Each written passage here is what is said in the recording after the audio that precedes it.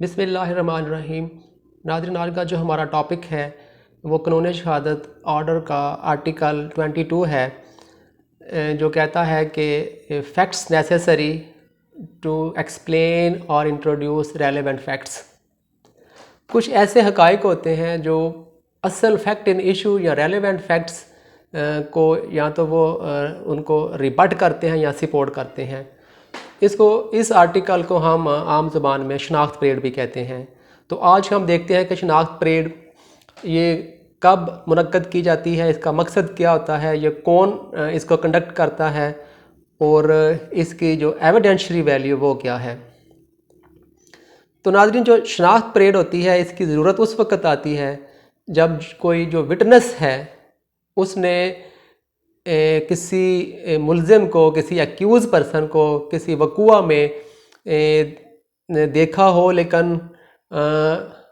वो उसको पहले से ना जानता हो।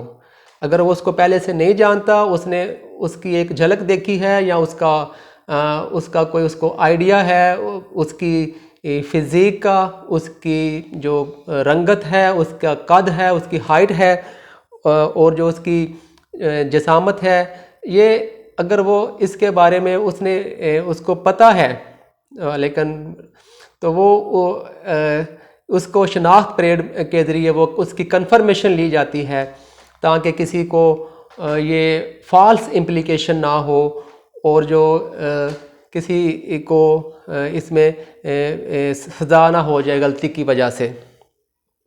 और ये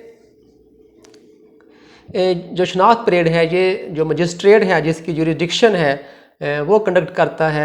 आम तौर पर ये जेल में भी हो सकती है। इसके अलावा जो भी सिक्योर जगह हो, पुलिस इसकी सिक्योरिटी को यकीनी बनाती है ताकि जो मुल्ज़िमान हैं वो उनके फ़रार होने का कोई चांस ना हो। तो ये पुलिस की ज़िम्मेदारी होती है कि वो उस जगह को सिक्योर करे। नाज़रीन, ये ज़रूरी है कि वो जो गवाह है जिसने शनाख्त करनी है वो पहले मुल्ज़िम का पूरा डिस्क्रिप्शन वो बयान करेगा, उसके बारे में उसकी रंगत कैसी थी, उसका चेहरा कैसा था, उसकी आंखें कैसी थी, उसका अगर उसने एक झलक देखी है तो वो दोबारा उसके सामने आने पर उसको वो पहचान सकता है। ये ज़रूरी है कि वो पहले उसका पूरे डिस्क्राइब करे उसको, ताकि कोई फॉल्स इम्प्लिकेशन ना हो और कोई मिस्टेकनली किसी को सज़ा ना हो। तो ये एथेंटिसिटी ज़रूरी है शनाख्त परेड कंडक्ट करने से पहले। तो अब हम देखते हैं कि शनाख्त परेड कैसे कंडक्ट की जाती है।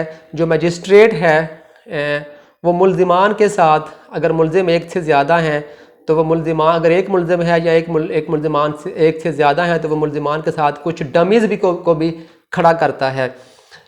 वो भी उसी एज के, उसी उम्र के, उसी जिसामत के, उसी हाइट के और उसी रंगत के, कद के, बालों के लिहाज से तकरीबन वो उसी क्राइटेरिया में फॉल करते हैं जो मुल्ज़िम के हद्दो हाल होते हैं।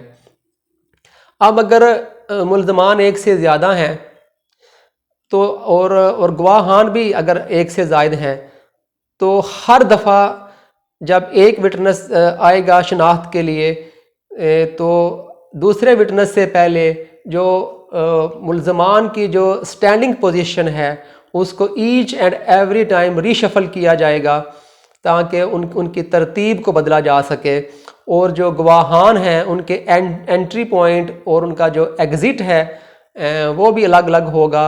और ड्यूरिंग ये जो शनाख्त परेड है, इस दौरान जो गवाहान हैं उनका आपस में कोई कम्युनिकेशन ना हो, उनका आपस में कोई राब्ता ना हो, इसलिए उनको एक एक करके लाया जाएगा और उनकी जो एग्ज़िट है वो भी किसी दूसरी अलग जगह से होगा। और इसमें मुल्ज़िम का शनाख्त के दौरान गवाह ने मुल्ज़िम का बाकायदा रोल डिफ़ाइन करना है कि ये बंदा है, इसने फ़लाँ जो इसका जो रोल था, इसने ये अपना उसका किरदार उसका वो पूरी तरह उसको बयान करेगा। इसके बाद जो मजिस्ट्रेट साहब हैं वो उसकी प्रोसीडिंग की पूरी रिपोर्ट तैयार करेंगे और उसके बाद जो भी वो केस का उसकी फर्दर उसको वो कार्रवाई का वो हिस्सा बनाएंगे। तो नाज़रीन, आखिर में हम बात करते हैं कि इसकी एविडेंशियरी वैल्यू क्या है। तो जो शनाख्त परेड है ये एक कहा जाता है कि ये एक वीक पीस ऑफ एविडेंस है, ख़ास तौर पर जब जिसका जो कंडक्ट होना है वो 15 दिन से ज़्यादा अगर हो जाते हैं, गुजर जाते हैं, तो फिर ये अपनी एविडेंशरी वैल्यू जो वो लूज़ कर देता है। लेकिन नाज़रीन, इसके लिए ये भी याद रखना ज़रूरी है कि जो साहिवाल वाला वाक़या था उसमें जो मुल्ज़िमान थे उनको शनाख्त परेड में अदम शनाख्त की बुनियाद पर उनको एक्विट कर दिया गया था। तो ये उम्मीद है आज की वीडियो आपको पसंद आएगी। वीडियो को लाइक और शेयर कर दें। Take care. अल्लाह हाफिज़।